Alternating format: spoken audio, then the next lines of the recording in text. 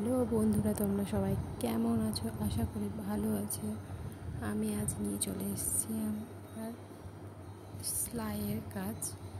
দেখো, প্রথম তো একটু আটকে যাচ্ছে, কী করবো বল? তো চেষ্টা করব তোমাদের যতটা শেয়ার করার, আমার কাজ কী করছি আমি, আর হয়তো যা যাবতীয় সব কিছু। তাই দেখে নাও, আজকে সেলাই আমি করছি। তো ফাঁকে ফাঁকে আমার ছেলেকে বারবার করে দেখে আসতে হচ্ছে, বারবার করে শুনছি যে হয়তো ডাকলে গেলে হয়তো আমি ফট করে যাবো। তাও অনেকবার গেছি আমি সেলাই করতে বসে।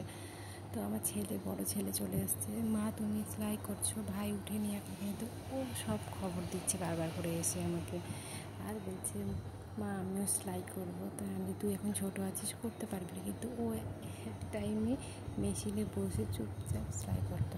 নাইটিগুলো সেলাই হয়ে গেছে।